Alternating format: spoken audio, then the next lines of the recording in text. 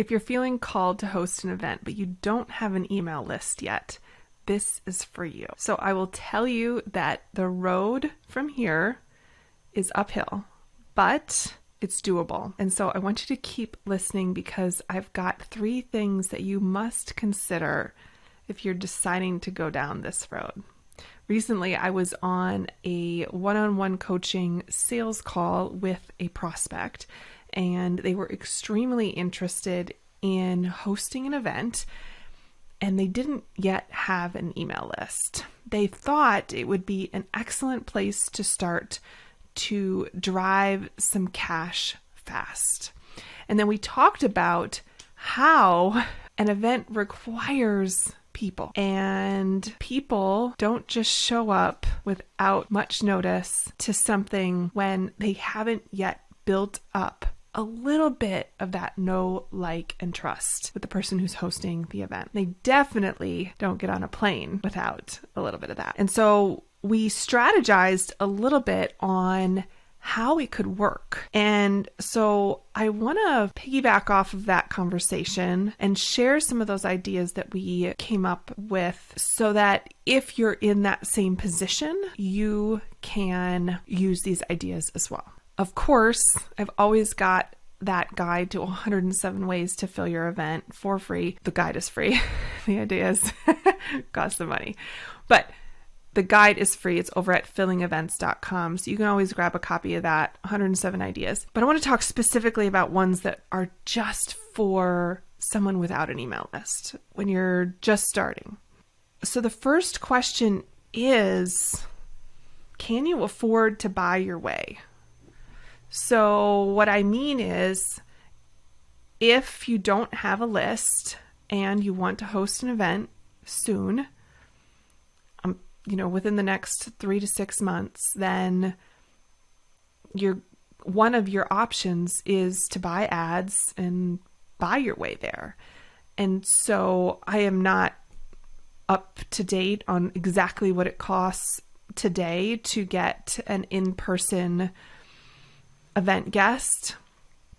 But if I had to guess or make an estimate, give you something ballpark, what if I said it would take $200 in ad spend for each paid or free event guest? Would you be interested in spending that amount of money in order to get there? Because that plus the monthly management fee for an agency that knows what they're doing, and maybe that's in the ballpark of $3,500 a month. So you've got your ad spend plus your management fee. But it's doable. Run those ads to a webinar funnel and go teach live and make the offer to come to the event. It's absolutely doable, but it comes at a price. So you'll have to work with your ad specialist to determine what is a ballpark range for what it would cost for your niche in the time frame that you want to bring in those event leads. Because obviously every time of year comes with different event ad costs. So have a conversation heart to heart with an ad strategist and see what you're up against. Maybe it's not 200, maybe it's 50, maybe it's 500. I don't know what it is for you. But if money isn't an object and you can afford to buy your way there, this is an option. And a really effective one. I've seen it work. I've seen it work to bring in more than 1,000 guests inside of 6 weeks. So no, it's possible. The second thing to consider is, if buying your way there isn't an option, do you have the connections to get your way there? And what I mean by that is, one time I had a client who did not have, she had a small email list, but it was not an engaged email list. And it wasn't going to get her to the amount of guests she wanted for her event. And buying her way there didn't feel like a viable option. And so we created a plan to leverage her connections because she was extremely well connected to a lot of people and organizations that had already congregated her right fit, perfect people for her event. And so we crafted some personal notes to send out to as many of her connections as possible, asking if they would support her by sending their people to an invite to her webinar series. And I feel like that was under 4 weeks. It was very high pressure, super tight time frame. Got her the event guests she needed and wanted for her event by leveraging her connections.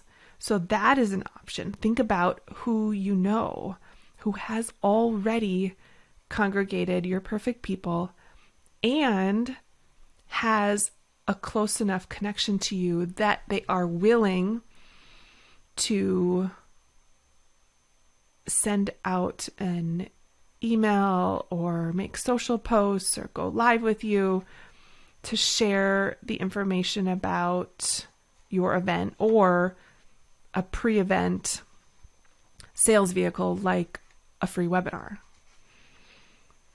And then the last thing I want you to consider is, what other resources do you have at your disposal? Maybe you don't have a community in your email list, but maybe you have a community online that's engaged, but you've never really asked them to move to your email list. Perhaps you have podcast listeners. Perhaps you have no podcast listeners, but you do have a new podcast and you can use it as business development and bring on guests who are willing to be on your podcast, who have congregated your perfect people. And you can use that podcast interview time as an opportunity to build a relationship with them and then make the ask if they would invite their people to your event or to your free thing that's going to have an offer at the end of your event.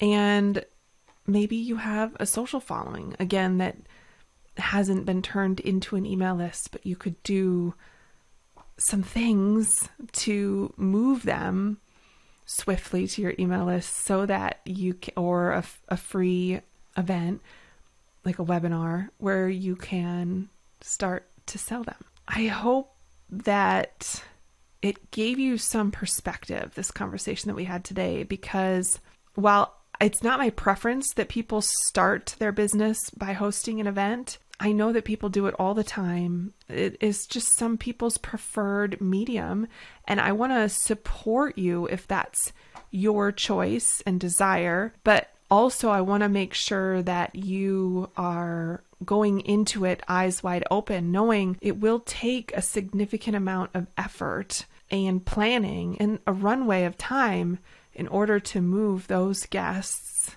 into registered guest status from prospects. I hope that this gave you some actionable tips, some inspiration, so that you can decide what the next right action is for you.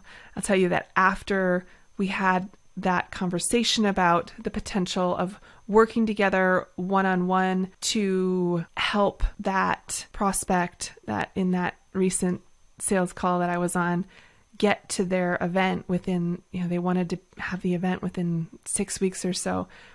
They wrote to me afterwards saying the call was so valuable and it gave them the perspective they needed to realize an event may not be the quick cash infusion they were looking for, quick, easy cash infusion they were looking for, because they don't have a list, because they don't have connections, and because they're not in a position to buy their way there.